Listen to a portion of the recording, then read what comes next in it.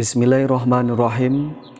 Assalamualaikum warahmatullahi wabarakatuh.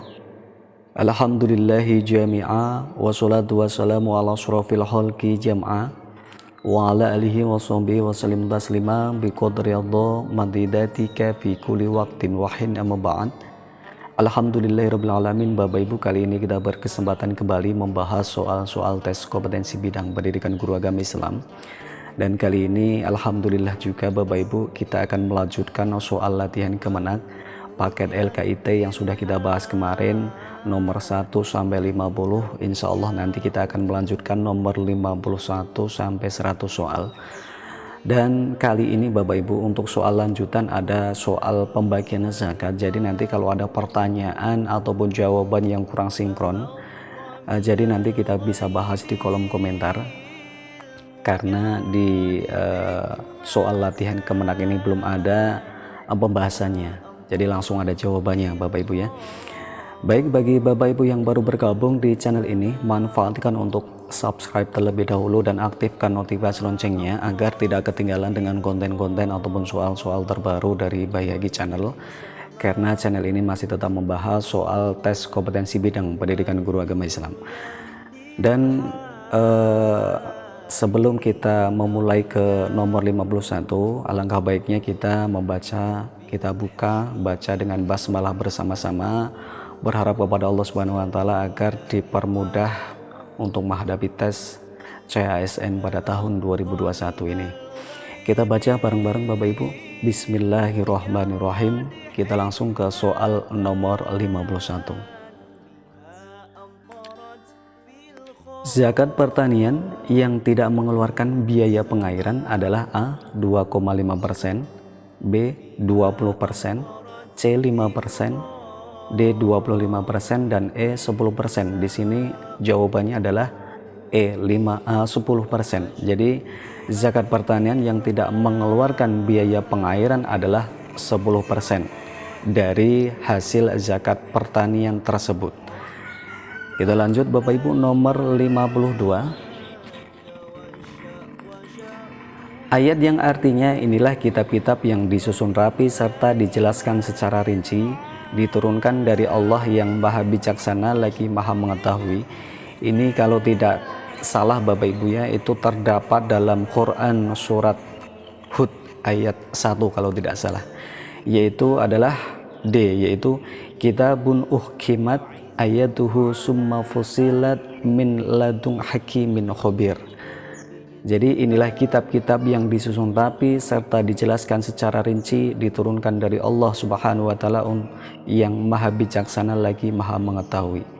Jadi jawabannya adalah D, kitabun uhkimat ayatuhu summa fusilat min ladung hakimin khobir. Kita lanjut Bapak Ibu, nomor 53. Zakat pertanian yang mengeluarkan biaya pengairan. Tadi di atas tidak mengeluarkan biaya pengairan, sekarang yang mengeluarkan biaya pengairan adalah A. 2,5%, B. 20%, C. 5%, D. 25%, dan E. 10%. Untuk jawabannya adalah D, yaitu 25% dari hasil zakat pertanian tersebut. Kita lanjut Bapak Ibu, nomor 54. Zakat harta, perdagangan atau perniagaan adalah A. 2,5%, B. 20%, C. 5%, D. 25%, dan E. 10%. Untuk jawabannya adalah C, yaitu 5% dari harta atau dari hasil perdagangan atau perniagaan tersebut. Jadi zakatnya 5%. Kita lanjut Bapak Ibu, nomor 55. Ayat yang artinya dan sesungguhnya kamu benar-benar diberi Al-Quran dari sisi Allah yang Maha Bijaksana lagi Maha Mengetahui adalah, ini langsung saja Bapak Ibu, terdapat dalam Quran surat An-Naml ayat, kalau tidak salah ayat 6. An-Naml ayat 6, yaitu jawabannya E. Wa innaka latulaqal Qur'an min ladung hakimin alim. Jadi dan sesungguhnya kamu benar-benar diberi Al-Quran dari sisi Allah yang maha bijaksana lagi maha mengetahui. Quran surat An-Naml ayat 6.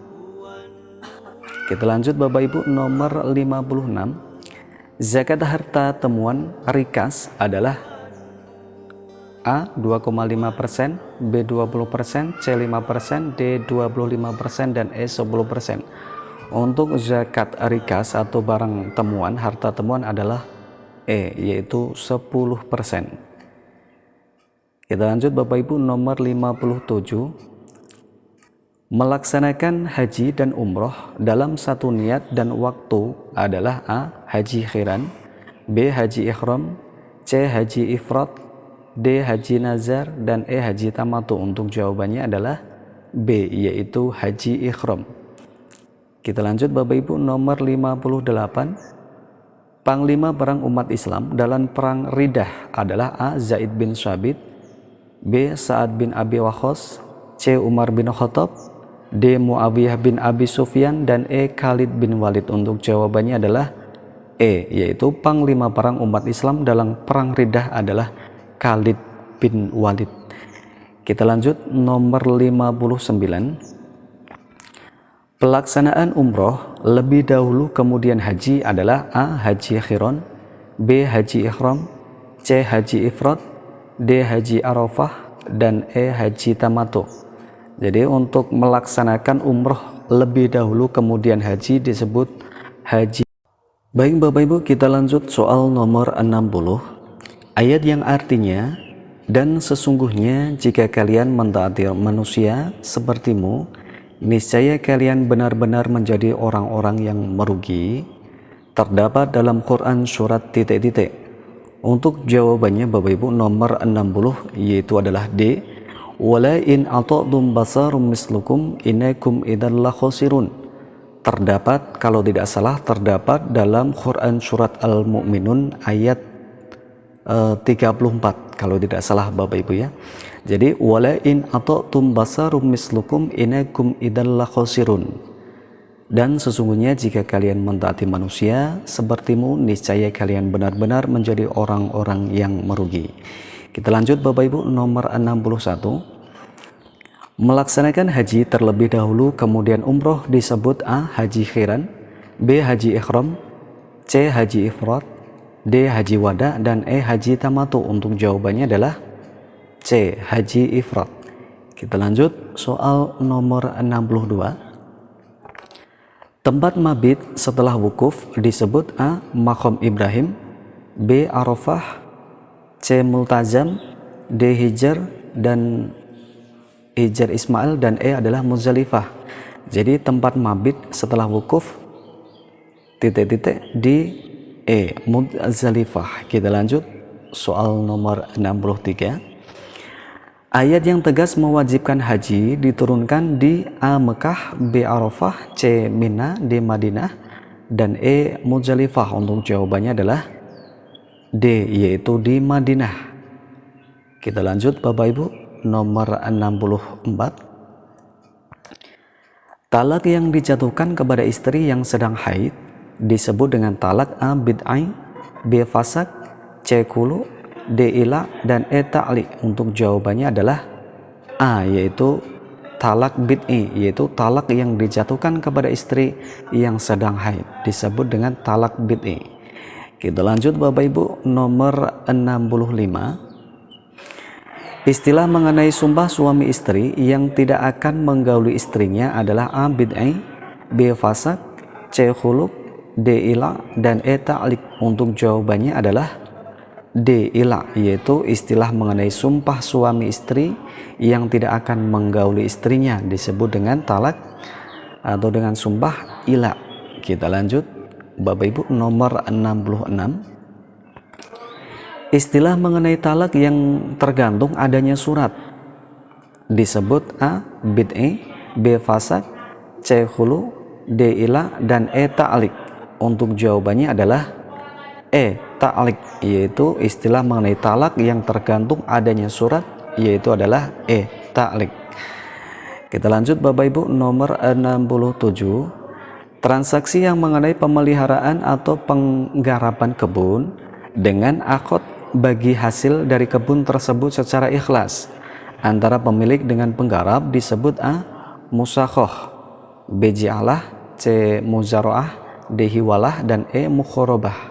Untuk jawabannya adalah a, yaitu musakhoh, yaitu transaksi yang mengenai pemeliharaan atau penggarapan kebun dengan akad bagi hasil dari kebun tersebut secara ikhlas antara pemilik dengan penggarap. Kita lanjut Bapak Ibu, nomor 68. Iddah istri yang ditinggal suaminya adalah, jelas Bapak Ibu ya, iddah istri yang ditinggal suaminya adalah D, yaitu 4 bulan 10 hari. Kita lanjut Bapak Ibu, nomor 69. Maaf Bapak Ibu, di sini agak rame karena masih di kantor juga, jadi agak sedikit berisik, tapi nggak apa-apa ya, kita lanjut aja.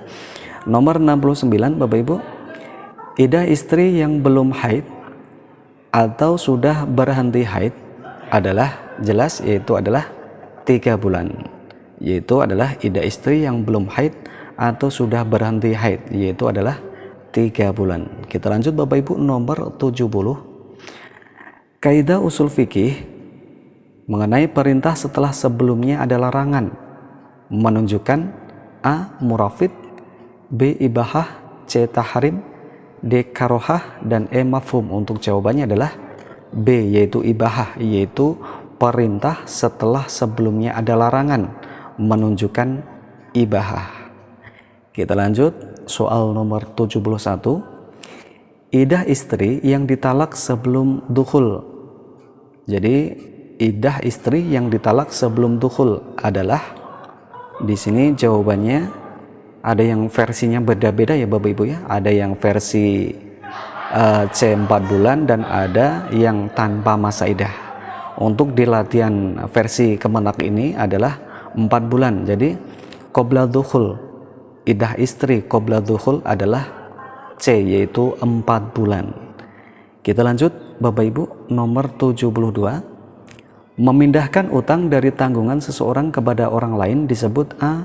hiwalah, B. hajru, C. salmu, D. ariyah, dan E. daman. Untuk jawabannya adalah A, yaitu hiwalah, memindahkan utang dari tanggungan seseorang kepada orang lain disebut hiwalah. Kita lanjut Bapak Ibu, soal nomor 73.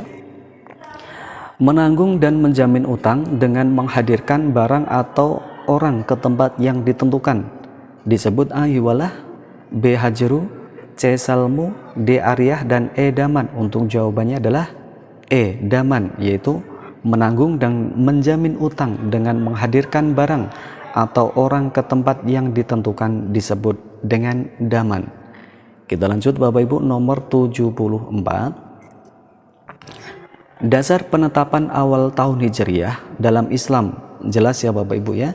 Dasar penetapan awal tahun Hijriyah dalam penanggalan Islam adalah A, yaitu hijrah Rasul ke Yasrib, B. hijrah Rasul ke Taif, C. hijrah Rasul ke Habsah, D. hijrah Rasul ke Persia, dan E. hijrah Rasul ke Basrah.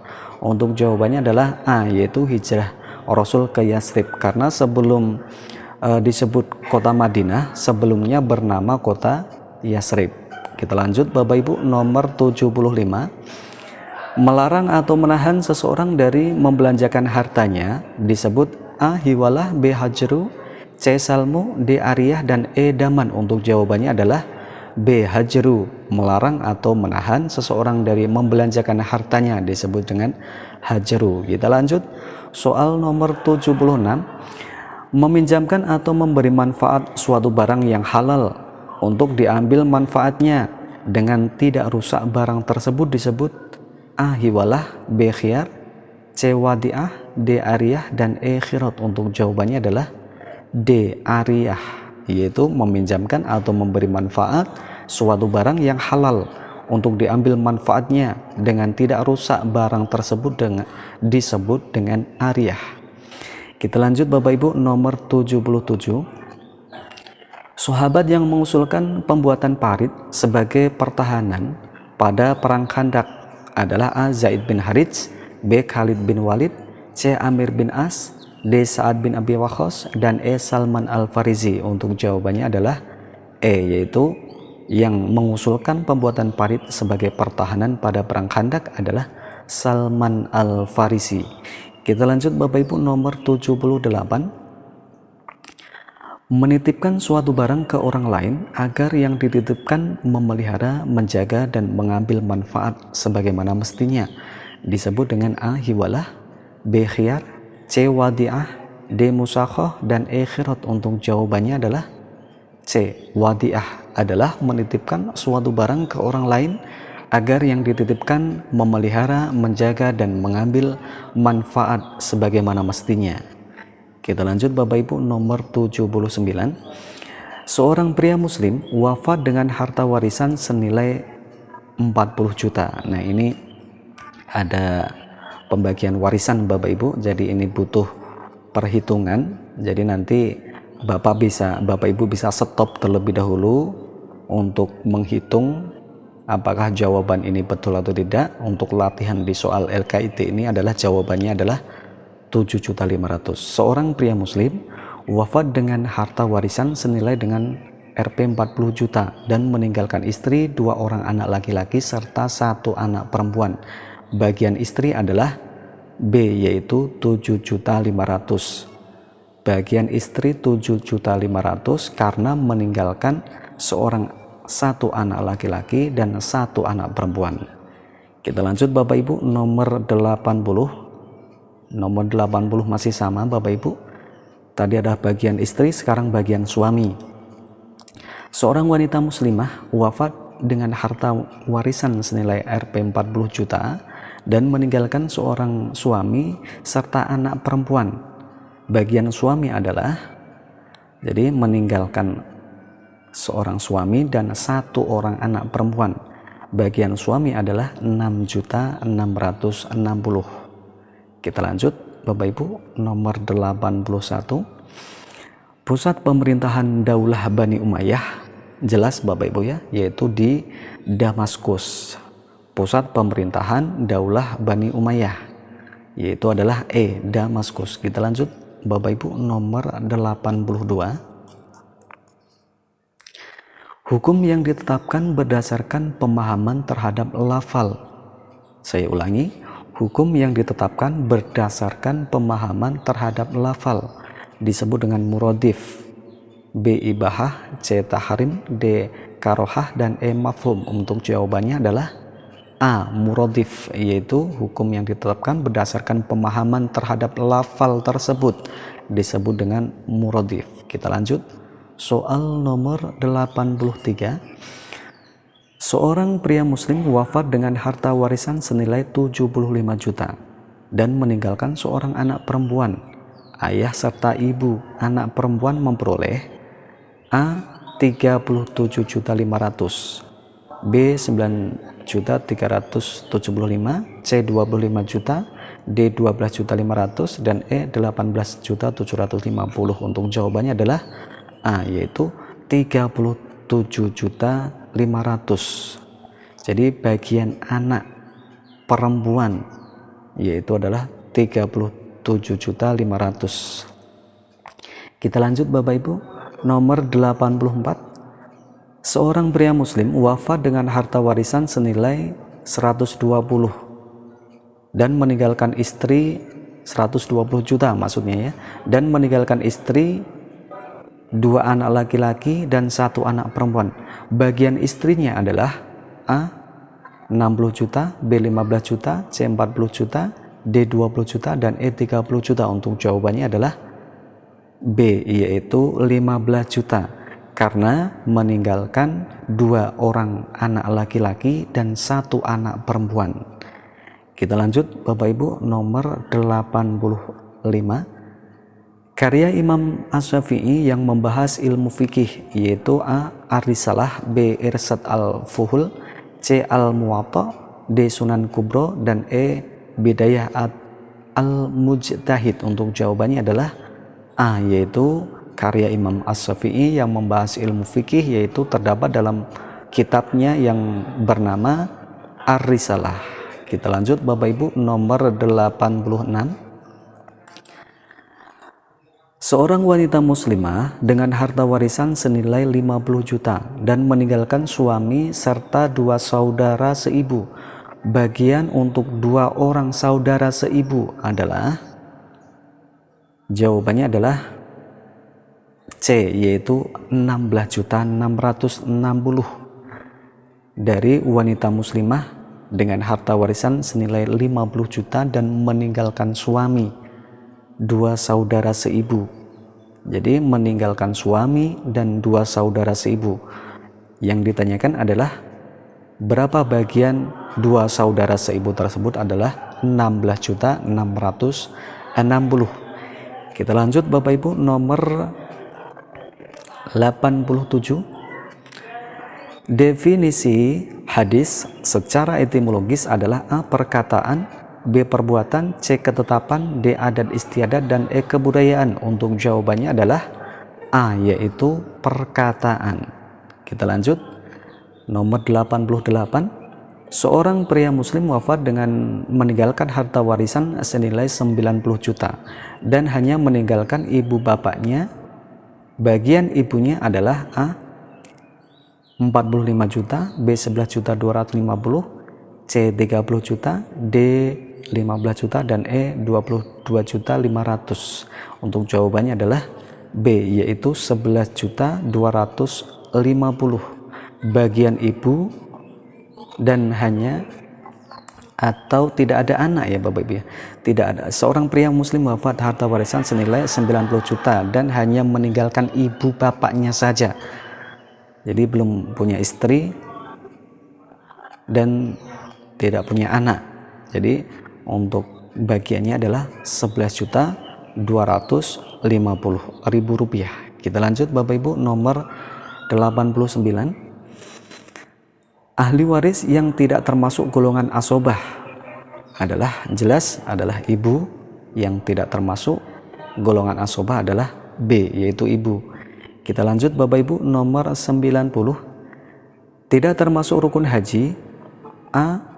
Ihram, B. Mabit di Madinah, C. Tawaf ifadah, D. Wukuf, dan E. Sa'i. Untuk jawabannya adalah B, yaitu mabit di Madinah. Jadi tidak termasuk ke dalam rukun haji. Kita lanjut Bapak Ibu, nomor 91.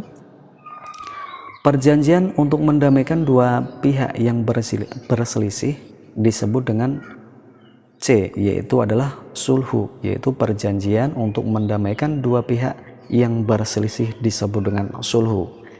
Kita lanjut Bapak Ibu, nomor 92. Salah satu wajib haji adalah A. Ihram, B. Tawaf awada, C. Tawaf ifadah, D. Wukuf, dan E. Sa'i. Untuk jawabannya adalah B, yaitu tawaf wada. Kita lanjut Bapak Ibu, nomor 93. Yang tidak termasuk miqat makani saat melaksanakan haji disebut A. Zulhulaifah, B. Yulamlam, C. Muzdalifah, D. Qarnul Manazil, dan E. Juhfah. Untuk jawabannya adalah yang tidak termasuk miqat makani saat melaksanakan haji disebut dengan Muzdalifah. Kita lanjut Bapak Ibu, nomor 94. Tidak termasuk jenis tawaf adalah tawaf ifadah, B. Tawaf nazar, C. Tawaf fadilah, D. Tawaf khudum, dan E. Tawaf wada. Untuk jawabannya adalah C, yaitu yang tidak termasuk jenis tawaf adalah tawaf fadilah. Kita lanjut Bapak Ibu, nomor 95. Istilah usul fikih mengenai hukum yang ditunjukkan oleh lafal itu sendiri disebut dengan A. Muwafaqah, B. Ta'wil, C. Musitarak, D. Mubayan, dan E. Mantuk. Untuk jawabannya adalah mantuk, yaitu adalah istilah fikih mengenai hukum yang ditunjukkan oleh lafal itu sendiri disebut dengan E. Mantuk. Kita lanjut Bapak Ibu, nomor 96. Istilah usul fikih mengenai penetapan hukum yang difahamkan sama dengan hukum yang ditunjukkan oleh lafal: A. Muwafaqah, B. Ta'wil, C. Musitarak, D. Mubayan, dan E. Mantuk. Untuk jawabannya adalah muwafaqah, yaitu adalah istilah usul fikih mengenai penetapan hukum yang difahamkan sama dengan hukum yang ditunjukkan oleh lafal disebut muwafaqah. Kita lanjut Bapak Ibu, nomor 97. Dinul Islam terdiri dari kata din, dua kata, kata din dan Islam. Di bawah ini adalah pengertian ad-din. Menurut bahasa adalah, kita pahami dulu, dinul Islam. Din berarti agama, Islam adalah selamat. Pengertian dari ad-din atau agama menurut bahasa adalah A. undang-undang, B. tingkah laku, adat istiadat, C. pembalasan hari kiamat, D. keselamatan atau kesejahteraan, dan E. perhitungan pembalasan. Untuk jawabannya adalah D. keselamatan atau kesejahteraan. Kita lanjut Bapak Ibu, nomor 98. Agama yang bersumber dari wahyu Allah Subhanahu wa taala disebut dengan agama samawi. Jelas Bapak Ibu ya. Jadi agama yang bersumber dari Allah disebut dengan agama samawi. Kita lanjut Bapak Ibu, nomor 99. Seluruh Rasul Allah dari masa ke masa mempunyai misi dan tugas yang sama dalam hal, tentu saja semua Rasul mempunyai tugas misi yang sama, yaitu dalam hal bertauhid kepada Allah Subhanahu wa ta'ala. Kita lanjut Bapak Ibu, nomor 100. Agama Islam di bawah Nabi Muhammad SAW berfungsi untuk A.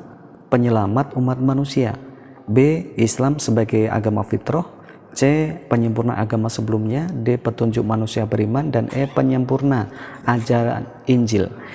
Jadi untuk jawaban nomor 100 adalah agama Islam yang dibawa Nabi Muhammad SAW berfungsi untuk A. penyelamat umat manusia. Alhamdulillahirrahmanirrahim Bapak Ibu, kali ini kita sudah mencapai 100 soal, dan mudah-mudahan apa yang kita bahas pada kesempatan kali ini bermanfaat untuk kita semua. Dan mungkin kali ini cukup sekian dahulu. Nanti kalau ada jawaban atau pertanyaan yang kurang tepat, kita bahas di kolom komentar. Tulis nomornya dan jawaban yang betul apa, dan referensi atau pembahasannya seperti apa. Nanti kita bahas bareng-bareng di kolom komentar. Untuk kali ini saya cukupkan sekian dahulu. Saya akhiri, azallahu wa yakum wa faminkum. Wassalamualaikum. Allahu Akbar, Allah.